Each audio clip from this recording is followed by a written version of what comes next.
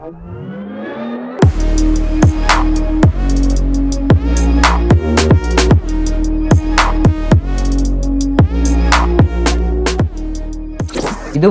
HTML கோர்ஸ்ல HTML introduction மற்றும் HTML basics பார்த்துருப்போம். இந்த வீடியோவில் பார்த்தீங்கன்னா HTML இருக்க ஹெட்டிங் டேக்ஸ் மற்றும் HTML இருக்க பேராகிராஃப் டேக்ஸ் பற்றி பார்ப்போம். ஃபர்ஸ்ட் பார்த்தீங்கன்னா ஹெட்டிங் டேக்ஸ் பற்றி பார்ப்போம். ஒரு சாதாரண வெப்சைட் பார்த்தீங்கன்னா ஒரு இன்ஃபர்மேஷன் ஷேர் பண்ணுறதுக்கு தான் யூஸ் ஆகுது. அந்த மாதிரி அந்த வெப்சைட்டில் இருக்க இன்ஃபர்மேஷன்லாம் பார்த்தீங்கன்னா எழுத்து வடிவில் தான் இருக்க போகுது. அப்படின்னா அந்த வெப்சைட்டில் பார்த்தீங்கன்னா ஒரு ஹெட்டிங் இருக்கும், ஒரு சப் ஹெட்டிங் இருக்கும், வேற பேராகிராஃப்ஸ் இருக்கும். அந்த ஹெட்டிங் மற்றும் சப் ஹெட்டிங் உருவாக்குறதுக்கு தான் பார்த்தீங்கன்னா நம்ம வந்து ஹெட்டிங் டேக்ஸ் யூஸ் பண்ணுறோம். HTML பார்த்தீங்கன்னா மொத்தம் 6 ஹெட்டிங் டேக்ஸ் இருக்கு. அந்த 6 ஹெட்டிங் டேக்ஸ் எதெல்லாம் பார்த்தீங்கன்னா H1 take, H2 take, H3 take, H4 take, H5 take மற்றும் H6 டேக். இந்த மாதிரி பார்த்தீங்கன்னா மொத்தம் 6 ஹெட்டிங் டேக்ஸ் இருக்கு. இதில் H1 டேக்னா ஹெட்டிங் லெவல் 1ன்னு அர்த்தம். இது H2னா ஹெட்டிங் லெவல் 2ன்னு அர்த்தம். அப்படியே போயிட்டு H6னா ஹெட்டிங் லெவல் 6ன்னு அர்த்தம். இந்த ஹெட்டிங் டேக்ஸ்குள்ள இருக்க கண்டென்ட்லாம் பார்த்தீங்கன்னா கொஞ்சம் ப்ராடாகவும் பெருசாகவும் போல்டாகவும் இருக்கும். இப்போ இந்த ஹெட்டிங் டேக்ஸை எப்படி யூஸ் பண்ணுறதுங்கிற ப்ராக்டிக்கலாக ஒர்க் அவுட் பண்ணி காட்டுறேன். இதில் பேசிக் HTML கோடிங் கொடுத்துருக்கேன். ஃபர்ஸ்ட் வந்து H1 டேக் யூஸ் பண்ணுறேன். H1 டேக் போட்டு அதுக்கு இன்சைடில் பார்த்தீங்கன்னா ஹெட்டிங் 1ன்னு டைப் பண்ணுறேன். நெக்ஸ்ட் H2 டேக், அதுக்கு இன்சைடில் ஹெட்டிங் லெவல் 2, அப்படியே பார்த்தீங்கன்னா H6 டேக் வரை கொடுத்துருக்கேன். H6 டேக் இன்சைடில் பார்த்தீங்கன்னா ஹெட்டிங் 6ன்னு கொடுத்துருக்கேன். இப்போ இதை பார்த்தீங்கன்னா லைவ் சர்வரில் வந்து நான் ரன் பண்ணுறேன். அவுட்புட்டில் பார்த்தீங்கன்னா ஹெட்டிங் டேக்ஸில் கொடுத்துருக்க கண்டென்ட்லாம் பார்த்தீங்கன்னா இப்போ நீங்கள் சாதா பேராகிராஃப் டேக்லையோ இல்லை நார்மலாக கொடுக்குறதோட பார்த்தீங்கன்னா கொஞ்சம் பெருசாகவும் போல்டாகவும் இருக்குது. இதான் பார்த்தீங்கன்னா ஹெட்டிங் டேக்கோட யூஸ். ஹெட்டிங் டேக்குள்ள இருக்க கண்டென்ட்லாம் பார்த்தீங்கன்னா கொஞ்சம் போல்டாகவும் பெருசாகவும் தெரியும். இதில் H1 டேக் பார்த்தீங்கன்னா கொஞ்சம் பெருசாக இருக்குது. H2 டேக் பார்த்தீங்கன்னா அது H1ஓட சின்னதாக இருக்குது. H3 பார்த்தீங்கன்னா அதோட இன்னும் கொஞ்சம் சின்னதாக இருக்குது. அப்படியே பார்த்தீங்கன்னா சின்னதாகி H6 டேக் பார்த்தீங்கன்னா எல்லா டேக்கோட ரொம்ப சின்னதாக இருக்குது. இல்லை H1 டேக் பார்த்தீங்கன்னா எல்லா டேக்கோட ரொம்ப பெரிய டேக்காக இருக்குது. இதில் H1 டேக் பார்த்தீங்கன்னா ஹெட்டிங் லெவல் 1ன்னு சொல்லுவோம். அதான் பார்த்தீங்கன்னா ஹையஸ்ட் ப்ரியாரிட்டி டேக். உங்கள் வெப் பேஜில் பார்த்தீங்கன்னா மெயின் ஹெட்டிங் பார்த்தீங்கன்னா H1 டேக் இன்சைடில் கொடுக்கணும். அதே மாதிரி பார்த்தீங்கன்னா மெயின் ஹெட்டிங்கோட ப்ரியாரிட்டி கம்மியாக இருக்க ஹெட்டிங் பார்த்தீங்கன்னா ஹெட்டிங் லெவல் 1ல் கொடுக்கணும். ஏன்னா H1 டேக்கோட ஹெட்டிங் லெவல் 2க்கு ப்ரியாரிட்டி வந்து கம்மி. அதே மாதிரி பார்த்தீங்கன்னா அதோட ப்ரியாரிட்டி வந்து குறைஞ்சு H6 பார்த்தீங்கன்னா லீஸ்ட் ப்ரியாரிட்டி டேக். உங்கள் வெப் பேஜில் பார்த்தீங்கன்னா லீஸ்ட் ப்ரியாரிட்டியாக இருக்க ஹெட்டிங் பார்த்தீங்கன்னா H6 டேக் இன்சைடில் நீங்கள் கொடுக்கணும். H1 டேக் பார்த்தீங்கன்னா மெயின் ஹெட்டிங் யூஸ் பண்ணணும்னு சொன்னேன். உங்கள் வெப் பேஜோட மெயின் ஹெட்டிங் என்னன்னா எந்த ஹெட்டிங்கை யூசர் வந்து சர்ச் என்ஜினில் சர்ச் பண்ணும்போது உங்கள் வெப் பேஜ் வந்து அந்த சர்ச் ரிசல்ட்டில் தெரியணும்னு நினைக்கிறீங்களோ அந்த ஹெட்டிங் தான் பார்த்தீங்கன்னா உங்கள் வெப் பேஜோட மெயின் ஹெட்டிங். எதனால அந்த மெயின் ஹெட்டிங்கை H1 டேக் இன்சைடில் கொடுக்குறோன்னா யூசர் வந்து சர்ச் என்ஜினில் ஒரு டைட்டில் சர்ச் பண்ணுறாங்கன்னா அந்த டைட்டிலுக்கு மேட்ச் ஆகிற மாதிரி எந்தெந்த வெப் பேஜோட ஹெட்டிங் டேக்ஸ் இருக்குங்கிறத சர்ச் என்ஜின் வந்து சர்ச் பண்ணும். அதுலேயும் குறிப்பாக பார்த்தீங்கன்னா எந்த வெப் பேஜோட H1 டேக் வந்து யூசரோட டைட்டிலுக்கு மேட்ச் ஆகுங்கிறத பார்க்கும். அந்த மாதிரி வெப் பேஜை தான் பார்த்தீங்கன்னா யூசரோட சர்ச் ரிசல்ட்டில் வந்து அந்த சர்ச் என்ஜின் வந்து ரேங்க் பண்ணும். இந்த மாதிரி சர்ச் என்ஜின் ஃப்ரெண்ட்லியாக இருக்கணுங்கிறதுக்கு வேண்டி தான் பார்த்தீங்கன்னா நம்ம வந்து மெயின் ஹெட்டிங்க்கு வந்து H1 டேக் யூஸ் பண்ணுறோம். இந்த மாதிரி சர்ச் என்ஜின் ஃப்ரெண்ட்லியாக ஒரு வெப்சைட் நம்ம கிரியேட் பண்ணுறோன்னா அந்த டேமை பார்த்தீங்கன்னா நம்ம வந்து SEOன்னு சொல்லுவாங்க, சர்ச் என்ஜின் ஆப்டிமைசேஷன். இதை பற்றி நம்ம SEO பற்றி நம்ம வந்து ஃபியூச்சர் வீடியோஸில் நம்ம சேனலில் கண்டிப்பாக பார்ப்போம். இந்த ஒரு காரணத்தினால தான் பார்த்தீங்கன்னா நம்ம வந்து மெயின் ஹெட்டிங்க்கு H1 டேக் யூஸ் பண்ணுறோம். ஒரு வெப்பேஜுக்கு ஒரு H1 டேக் இருக்கிறது பெட்டரான விஷயம். ஏன்னு பார்த்தீங்கன்னா ஒரு வெப்பேஜுக்கு ஒரு மெயின் ஹெட்டிங் தான் இருக்க போது. அந்த மெயின் ஹெட்டிங் பார்த்தீங்கன்னா ஒரு H1 டேக் யூஸ் பண்ணிக்கலாம். இதே நீங்கள் மல்டிபிள் H1 டேக் யூஸ் பண்ணிங்கன்னா நம்மளோட சர்ச் இன்ஜினே பார்த்தீங்கன்னா சில டைம் கன்ஃபியூஸ் ஆயிரும் இந்த வெப்பேஜுக்கு எது மெயின் ஹெட்டிங்ட்டு.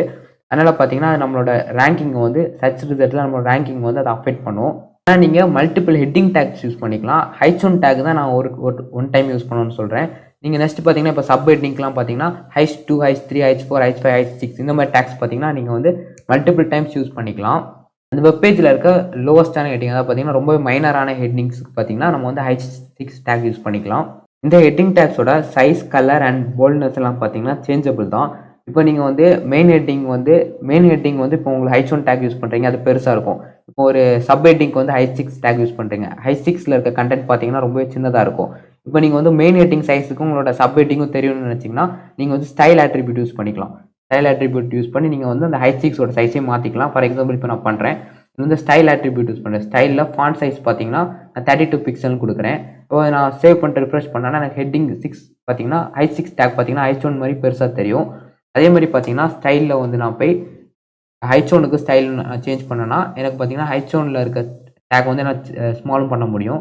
ஃபார் எக்ஸாம்பிள் பார்த்தீங்கன்னா நான் காப்பி பண்ணிட்டு பேஸ்ட் பண்ணுறேன். இதில் பார்த்தீங்கன்னா நான் வந்து 10 பிக்சல் கொடுக்குறேன். இப்போ பார்த்தீங்கன்னா எனக்கு ஹெட்டிங் ஒன்று பார்த்தீங்கன்னா சின்னதாக தெரியுது. இந்த மாதிரி பார்த்தீங்கன்னா நீங்கள் வந்து அதோட சைஸை பற்றி கவலைப்பட வேண்டாம். அதே மாதிரி ஹெட்டிங் டேக்ஸை பார்த்தீங்கன்னா சைஸுக்குன்னு நீங்கள் யூஸ் பண்ணக்கூடாது. அதுக்குன்னு டிஃப்ரெண்ட் பர்பஸ் இருக்குது. சைஸுக்கு நீங்கள் வந்து சைஸ் உங்களுக்கு பெருசாக வேணும்னு நினச்சிங்கன்னா அதுக்கு நீங்கள் ஹெட்டிங் H1 டேக் யூஸ் பண்ணக்கூடாது. ஃபாண்ட் சைஸ் தான் சேஞ்ச் பண்ணணும். அவ்வளோதான் ஹெட்டிங் டேக்ஸ். இனி பேராகிராஃப் டேக்ஸ் பற்றி பார்ப்போம். பேராகிராஃப் டேக் பார்த்தீங்கன்னா பி டேக்னு சொல்லுவாங்க. இது பார்த்தீங்கன்னா இங்கிலீஷ் லெட்டர் பீர் தான் பார்த்தீங்கன்னா இந்த டேக் வந்து மென்ஷன் பண்ணுவாங்க. ஒரு வெப்சைட்டோட ஹெட்டிங்க்கு அப்புறம் உள்ளாடி இருக்க டெக்ஸ்ட் கண்டென்ட்லாம் பார்த்தீங்கன்னா பேராகிராஃப் டேக்ஸில் தான் ரைட் பண்ணுவாங்க. இப்போ ப்ராக்டிக்கலாக பேராகிராஃப் டேக் எப்படி ஒர்க் ஆகுதுன்னு பார்ப்போம். இங்கே பார்த்தீங்கன்னா நான் ஒரு பேராகிராஃப் டேக் போடுறேன். கீபோர்டு பார்த்தீங்கன்னா பேராகிராஃப் டேக் போட்டுக்கிறேன். இதில் பார்த்தீங்கன்னா என் சைடில் this is a parent type பண்ணுறேன். டேக்குள்ளே எழுதுறது பார்த்தீங்கன்னா எனக்கு டிஸ்பிளே ஆகுது. நீங்கள் வந்து சும்மா டேக் யூஸ் பண்ணாமல் பார்த்தீங்கன்னா திஸ் இஸ் ஏ பேரண்ட் நீங்கள் சும்மா எழுதலாம். இந்த மாதிரி எழுதினாலும் பார்த்தீங்கன்னா அது HTML வந்து டிஸ்பிளே தான் பண்ண போகுது. ஆனால் இந்த மாதிரி எழுதக்கூடாது, அது ப்ராப்பர் கிடையாது. பேராகிராஃப் டேக் பார்த்தீங்கன்னா எப்போவுமே ஒரு நியூ லைனில் தான் ஸ்டார்ட் ஆகும். அதாவது ஒரு ஹெட்டிங் H1 டேக் நான் இங்கே போட்டுக்கிறேன். இதில் பார்த்தீங்கன்னா ஹெட்டிங் டைப் பண்ணுறேன்.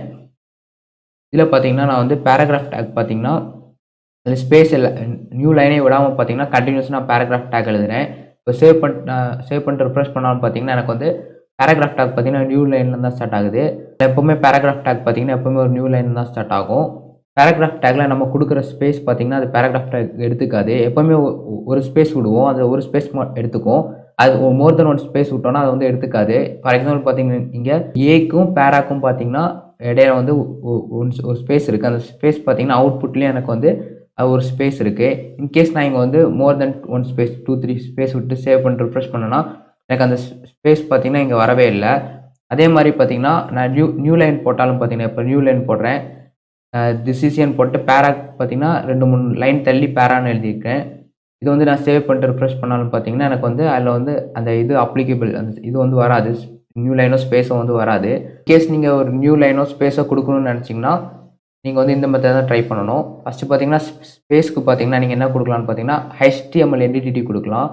HTML என்டிட்டினா ஒரு செட் ஆஃப் கேரக்டர். அது எப்படின்னா HTML ப்ரீடிஃபைன் கேரக்டர்ஸ். இப்போ HTML பார்த்தீங்கன்னா ஒரு சில கேரக்டர் ஸ்பேஸ் நம்ம கொடுக்க முடியாது. அதே மாதிரி கிரேட்டர் தன் லெஸ் தன் சிம்பிள்லாம் கொடுக்க முடியாது. அதுக்கு பதில் இந்த மாதிரி என்டிட்டிஸ் கொடுத்துக்கலாம். அதில் பார்த்தீங்கன்னா ஸ்பேஸுக்கு வந்து NBSPன்னு கொடுக்கலாம். NBSP இதுக்கு அர்த்தம் என்னன்னு பார்த்தீங்கன்னா நான் பிரேக்கிங் ஸ்பேஸ்னு அர்த்தம். இப்போ நான் சேவ் பண்ணிட்டு இப்போ சேவ் பண்ணேன்னா எனக்கு பார்த்தீங்கன்னா எனக்கு வந்து ஒரு ஸ்பேஸ் வந்து வந்திருக்கு. இப்படி தான் பார்த்தீங்கன்னா பேராகிராஃப் டேக்ஸ்க்கு இன்சைடில் ஸ்பேஸ் கொடுக்கணும். இன்னொரு ஸ்பேஸ் வேணும்னு நினச்சிங்கன்னா அதுக்கும் NBSPன்னு கொடுத்தீங்கன்னா இன்னொரு ஸ்பேஸ் பார்த்தீங்கன்னா வந்துடும். இன்கேஸ் நீங்கள் நியூ லைன் வேணும்னு நினச்சிங்கன்னா இப்போ BR டேக் யூஸ் பண்ணலாம். BR டேக்னா ஒரு பிரேக்னு அர்த்தம். இது பார்த்தீங்கன்னா ஒரு நியூ லைன் உங்களுக்கு க்ரியேட் பண்ணும். இப்போ நான் சேவ் பண்ணிட்டு ரிஃப்ரெஷ் பண்ணேன்னா எனக்கு வந்து அதில் பார்த்தீங்கன்னா BR டேக் கொடுத்தது எனக்கு வந்து இங்கே பேரா வந்து அது நெக்ஸ்ட் லைனில் பார்த்தீங்கன்னா எனக்கு டிஸ்பிளே ஆகிருக்கு. அதே மாதிரி நான் இன்னொரு BR கொடுத்தாலும் பார்த்தீங்கன்னா எனக்கு வந்து நெக்ஸ்ட் லைனில் டிஸ்பிளே ஆகிருக்கு. இங்கே வந்து அகெயின் ஒரு பேரா கொடுக்குறேன். பார்த்தீங்கன்னா எனக்கு நெக்ஸ்ட் லைனில் தான் டிஸ்பிளே ஆகிருக்கு.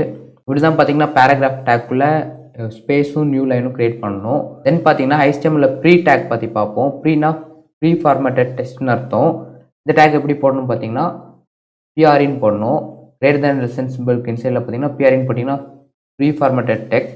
இது பார்த்தீங்கன்னா கிட்டத்தட்ட பேராகிராஃப் டேக் மாதிரி தான் ஆட் ஆகும். பட் ஆனால் பார்த்தீங்கன்னா இதில் வந்து லைனையும் ஸ்பேஸையும் பார்த்தீங்கன்னா எடுத்துக்கும்.